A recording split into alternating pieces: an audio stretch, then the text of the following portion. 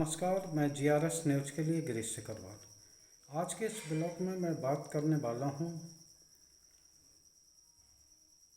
सरकार द्वारा चुनाव आयोग को अपने हाथ में लेने की।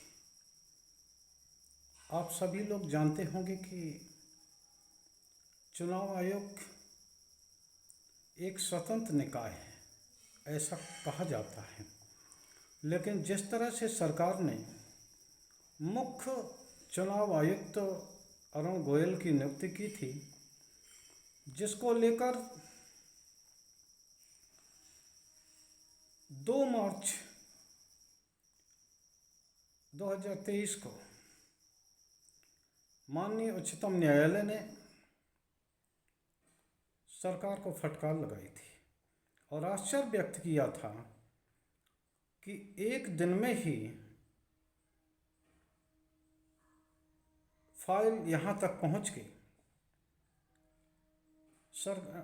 माननीय न्यायालय ने ये भी कहा था कि हम तो ऐसा चुनाव आयुक्त तो चाहते हैं जो कि कुछ गलती कहने पर प्रधानमंत्री को ही कटघरे में खड़ा कर सके और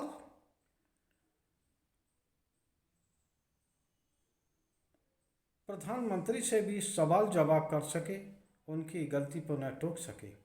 लेकिन जब आप ही खुद चुनाव आयुक्त की पोस्टिंग करते हैं, यानी कि आप जब उसे पदस्थ करते हैं, तो निश्चित तौर पर आप जिसकी नियुक्त करेंगे वो आपके कहने के अनुसार चलेगा। लिहाजा न तो ये पारदर्शिता के हिसाब से उचित है और न ही नैतिक दृष्टि से ये उचित है। और 5 सदस्यीय पूर्ण खंडपीठ में एक निर्णय दिया था कि जिसमें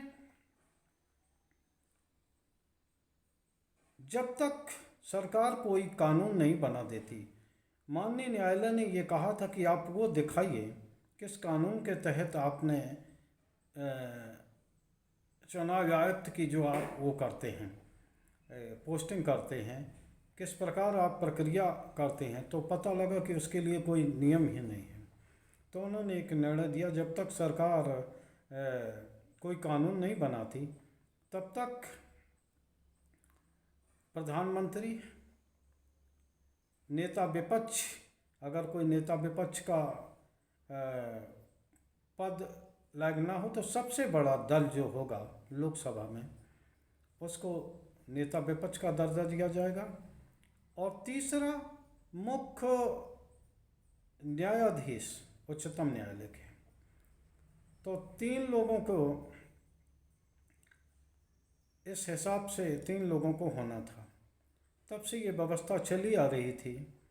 लेकिन जो सरकार ने जो करना चाहती थी तो सरकार ने वही किया, उसने वही बात पकड़ ली जो सुप्रीम कोर्ट ने एक नुक्ता किया था। आप सभी लोगों को जानकारी होगी, जिसमें कि उन्होंने कहा था कि जब तक कानून न बने, ये बात सरकार ने पकड़ ली और सरकार ने अब नया कानून राज्यसभा में पेश कर दिया है, एक विधेयक, जिसमें कि सुप्रीम कोर्ट के न्यायाधीश को बाहर कर दिया गया है। अब प्रधानमंत्री और एक कैबिनेट मंत्री सरकार के और नेता विपक्ष। अब आप बता लीजिए, अगर प्रधानमंत्री और कैबिनेट मंत्री तो एक ही दल के होंगे और अगर वो 2 हो जाते तो नेता विपक्ष की राय का क्या मतलब रह जाता। तो इस प्रकार से एक सरकारी आयोग होगा, सरकार ये लाई है। और संभवतः उच्चतम न्यायालय ने जो टिप्पणी की थी, उस टिप्पणी को ही धार बना के सरकार अब नया कानून बनाने जा रही है। तो इसका नुकसान क्या होगा ये मैं बाद में बताऊंगा, लेकिन इससे जुड़ा ही एक मैं बता दूं, हाल में आपने देखा कि दिल्ली अध्यादेश के सहारे किस प्रकार चुनी हुई आम आदमी पार्टी की सरकार की संपूर्ण शक्तियों को एलजी के हाथों में दे दिया गया है। उसमें भी 11 मई 2023 को जब माननीय उच्चतम न्यायालय की 5 सदस्यीय खंडपीठ ने जब ये निर्णय सुनाया था, और ये बाद में उन्होंने ये भी कहा कि अगर सरकार चाहे तो इस बात कोई नियम बना सकती है, तो उसी बात को सरकार ने पकड़ा और ऐसा नियम बना दिया जिसके तहत वहाँ भी 3 सदस्यीय एक समिति बनाई गई है ट्रांसफ़र पोस्टिंग के लिए, जिसमें कि मुख्यमंत्री उसके चेयरमैन होंगे और 2 आईएएस होंगे जो कि केंद्र सरकार के अंडर में होंगे। तो आप ये बता दीजिए कि यहाँ भी 2-1 से मामला होगा और मुख्यमंत्री वहाँ अकेले पड़ जाएंगे। तो यानी कि जो वो, और अगर कोई भी असहजता आती है तो उसमें एलजी भी हस्तक्षेप कर सकेंगे। निश्चित तौर पर केंद्र सरकार ने एक तरह से जिस तरह दिल्ली में अध्यादेश लाकर बंधक बनाया, उसी प्रकार चुनाव आयोग को भी ये अपने हाथ में लेना चाहती है सरकार। अब इसके हाथ में लेने से क्या होगा, आपको ध्यान हो, यहाँ मैं चुनाव आयुक्त लवासा की बात को ध्यान रखूँगा, जिन्होंने कि प्रधानमंत्री नरेंद्र मोदी और अमित शाह पर भी सवाल जवाब कर दिया था जब उन्होंने इस प्रकार के भाषण दिए थे। बाद में क्या हुआ आप सभी लोगों को जानकारी होगी। उनके निकटस्थ रिश्तेदारों के यहाँ आईटी की रेड हुई और उन्हें इतना परेशान किया गया कि उन्होंने जैसे तैसे अपनी सर्विस पूरी किया। अशोक लवासा की मैं बात कर रहा हूँ। इसी प्रकार चुनाव आयोग अगर सरकार के अंडर में आ जाता है तो निश्चित तौर पर कौन सत्ताधारी दल से सवाल जवाब करेगा, और चुनाव आयोग के सहारे जिस प्रकार आप सभी लोगों ने देखा होगा कि महाराष्ट्र में किस प्रकार दो दल कर दिए और उस दल की मान्यता कितने जल्दी एकनाथ शिंदे गुट को दिला दी।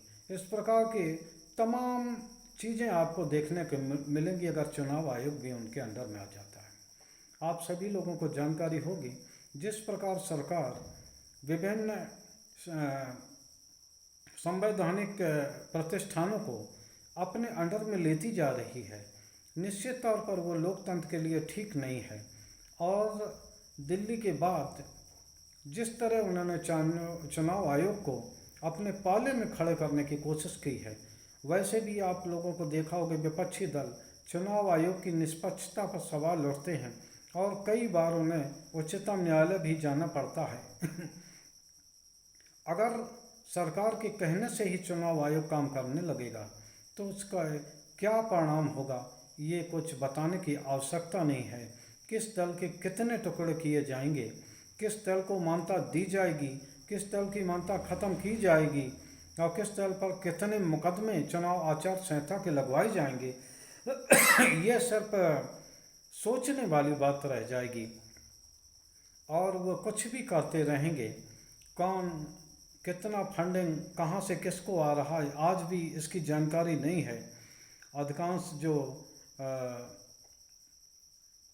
चुनाव सहायता के नाम पर जिस प्रकार भारतीय जनता पार्टी विभिन्न सरकारी उपक्रमों और विभिन्न पूंजीपतियों से जिस प्रकार धन ऐंठ रही है और विपक्षी दलों को जो देने वाले हैं उनके खिलाफ भी जिस प्रकार की कार्रवाई की जा रही है, अगर चुनाव आयोग भी उनकी ओर से हो जाता है निश्चित तौर पर ये लोकतंत्र के लिए खतरनाक होगा। आज के ब्लॉग में बस इतना ही। आप लोगों से निवेदन है, आम जनता से निवेदन है कि वो किसी भी दल को वोट देते रहें, जो भी उनकी राजनीतिक संगत हो उस संगत पर चलते रहें, जिसका समर्थन करना चाहे कर सके, यही लोकतंत्र की खूबसूरती है। लेकिन अगर चुनाव आयोग निष्पक्ष नहीं रहा तो निश्चित तौर पर ये सबके लिए खतरनाक होगा, भविष्य में देश के लिए खतरनाक होगा, देश के लोकतंत्र के लिए खतरनाक होगा। तो आम जनता से निवेदन है कि वो सरकार के इस कदम का विरोध करें और सड़क पर उतर कर इस प्रकार विरोध करें जिससे कि उनकी आवाज़ दबाई न जा सके। क्योंकि चुनाव आयोग अगर सरकारी हो जाएगा तो निश्चित तौर पर क्या निष्पक्षता रह जाएगी चुनाव आयोग की, ये सोचने वाली बात है। जय हिंद, जय भारत। GRS न्यूज़ के लिए मैं गिरीश शेखर।